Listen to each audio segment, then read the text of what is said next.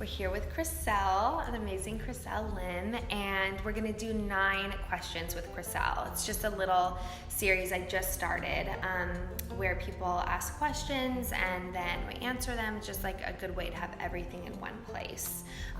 These questions, however, I thought of because there are a bunch of things that I want to know from you personally, from one mom to another, from one like blogger to another. So I think the first thing, just for my viewers, is just to share like a little bit about yourself, like what you do and why you do it. Yeah. Well, I am Chriselle Lim. I'm a content creator, so I have the Chriselle Factor, which is my blog, and also my YouTube channel, and also my production company, which is Sync Studios, which we just started about a few months ago.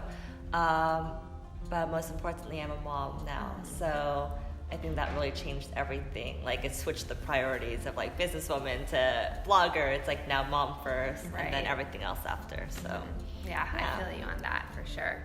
Do you feel like you need to constantly balance everything and have everything be equal, or are you okay with just being good at one thing for a time being and letting other things kind of slip aside? Like, how do you find balance, if there even is such a thing as balance in our lives? Well, that's a good question, because I actually banned the word balance from my vocabulary. You did? Okay. Yeah, for that reason, because so many people ask that question, and it's kind of an annoying one. Yeah, because for like, especially after I had Chloe, my daughter, the first year to 2 years, I was trying to chase this whole balanced life, and like, you could get there, and then the minute that you think you got a grasp of it, then you lose it again, and it's like such a fleeting, I think, idea.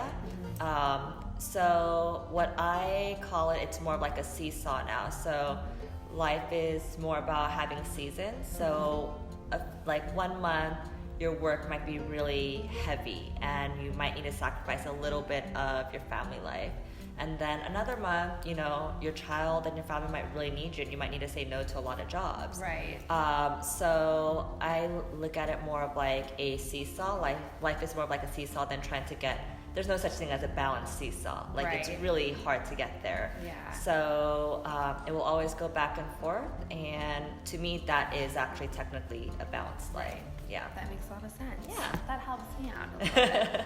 It gives you a bit more sanity. You feel like a little bit more sane if you think of it that way. Yeah. It gives you like a little bit of space, like a little bit more freedom, so that this word balance and like the even line isn't just always something that you're striving for. Yeah, exactly. Okay, how do you structure your days? Like, do you have a routine, or, you know, I know for me every day is different, so I can't really have a routine. Like, how do you structure your days? So my days are actually quite structured, just because I live so far from LA. Like, where we're at here in LA, it takes me an hour and a half to get here, so I really have to plan my whole schedule around my commute now. Right. I am an hour and a half away because my in-laws live right next to me, which you're lucky for. But so the commute is obviously a pain. Yeah. So my day, it's a bit more structured. Chloe's older, so she's in school. So drop off Chloe, wake her up, or she wakes up at 7. Get her ready, drop her off by 9. Drive here, get here by like 10:30, 11. And just here at the office until about 4 p.m. And then I drive home. And that's pretty much my everyday routine, unless like I'm traveling or whatnot. And I feel like for me, I have to treat my business, even though it's technically, it could be like a freelance job, into more of like a 9 to 5, just because then I can have my time at home with my family, and then at work, it's just like all about work. So I try to like keep it very separate. Yeah. Right now, I'm sort of struggling with that. Not that this is 9 interview questions with me, but like, I work from home, so it's very hard for me to separate that time. And I'll feel guilty because like my baby's so close to me, you know, knowing he's in the other room, then I get like distracted and like feel guilty that I'm just sitting at a computer when he's right there. So I don't know. I feel like I know what you mean. A lot from you. Yeah. Sometimes like working out of, even though it seems very ideal, sometimes it could be so challenging because you can be with your baby, but you can also work, but you're not fully like in the zone. And that's why for Fashion Month, you know, I used to take Chloe with me, but then I realized that like when she's with me, like I'm not with her. I'm like still working, and vice versa. So I'm just like, you know what? I'm just gonna. This isn't even like quality time spent. Yeah, exactly. Okay, what is one thing that you never had, or you could have had, but that you want for your daughter? Well, this might not be like in a physical sense, but I grew up in a all Caucasian neighborhood, and I was literally the only Asian girl in my school. So the one thing I never had growing up was feeling like I was a part of something. Like I never felt like not that fitting in was so important, but back then it kind of is. Like you want to feel like you're a part of something. Right. So, I know I'm getting real deep with this one. No, it makes me sad. Yeah, but but times have changed now. I think people are a lot more just socially conscious with like, just like everything that's going on in the world right now. So I just want her to feel that she has a place everywhere she is, and she doesn't feel like an alien or a stranger completely. So that's sweet. Yeah. All right, how do you unwind at night? What's your bedtime routine? My bedtime routine. Well, lately I don't have one because I just pass out with my daughter and I wake up.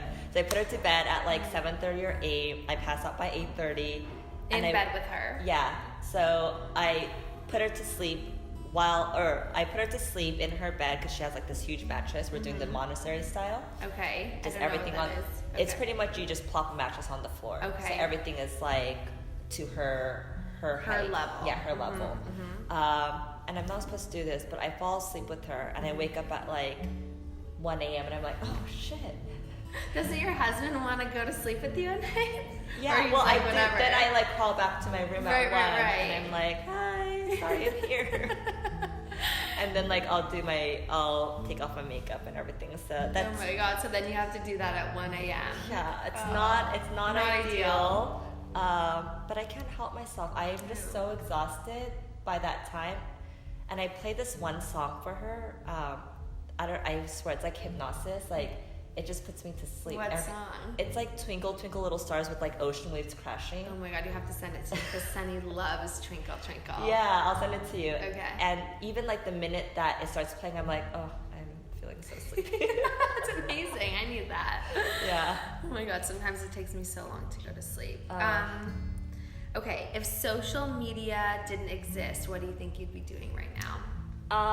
If social media didn't exist, I think I would still be in fashion, but probably, working for a publication. I was actually styling before this, so maybe continue on that path because I think the idea of creating is really my true passion. So something in creation with fashion. Yeah. Yeah. Have you always styled yourself? This is off. Yeah, I always styled myself. I mean, there were a lot of bad moments. We've all had those. Yeah, really bad moments. But I think that's where you kind of figure out your own styles. Like you mess up and you look back and you're like, what was I thinking? But I always styled myself. Even now, even though sometimes I have the idea of like, oh, maybe like I want to try out different things with stylists and stuff. Yeah. For me, because I came from that, I just love putting looks together. It's almost like art and therapy for me. I just You're so good at it. Yeah, I love it. Yeah. That's really great. I wish that I could be better at that. Like I feel like I can choose good pieces, but then like putting a full look together is hard for me. Okay, what is the best advice you've ever received? The best advice I've ever received is sleep. Especially actually my mom gave this advice to me. She said, put yourself first after you have the baby. Like baby will be fine and just sleep. And of course, ideally, that's ideal in everyone's world, Of right? course. I was lucky enough to have my in-laws be with me all the time, so I was able to get that sleep. And I think because of sleep, I was able to do everything that people are always like, how do you do everything that you do? And I honestly think it's because of sleep. Still, sometimes I get 10 hours of sleep. That's amazing. I know. That's so amazing. But it's so true. Like asking for help is okay so that you can take care of yourself. Yeah. I'm a huge proponent of that. I think like no one can do it alone, Yeah. and it's okay for us to ask for people Yeah, to help. that's another great advice Yeah. is help. It's Yeah. like you can't do it alone, you can't do it all yourself, and you're not weak in any sense because you're asking someone for help. Totally. You're just smart about what you're capable of. So Okay, last question.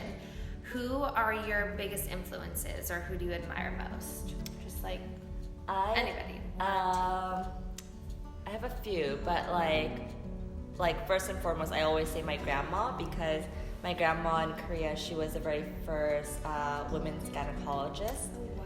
Yeah, and she, back then, you know, she's in her 90s now, but back then it was very rare for women to work. It was all men back then. So, but, you know, her husband stayed at home, and she That's was the one amazing. who was bringing home the bread, and that was so foreign back then. Right. Um, And forward. and forward, yeah.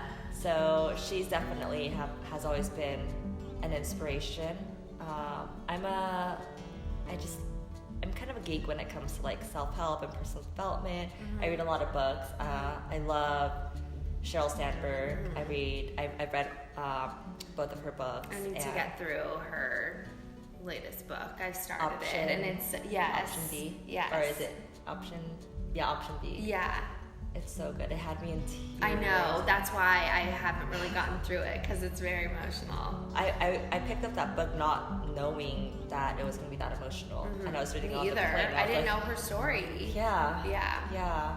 So I just look up to women who really are paving the way and that use their voice as, you know, just to change people, especially for women right now in this day and age with like the whole movement going on. I also am a huge Oprah fan. So is my sister. Yeah. Yeah. There's a lot of you guys out there. Yeah, there's a lot of us. I listen to a lot of podcasts. My commute, my hour and a half commute. You need so, to. Yeah, so I discover a lot of women that I've never even heard of through podcasting, and of course I knew of Sheryl Sandberg before, but I didn't really know her story until I heard her on a podcast. So she's definitely one of my heroes. Awesome. Well, that's it. Thank you Thank for you, answering my Whitney. questions. Yeah, this is fun. Yeah, good.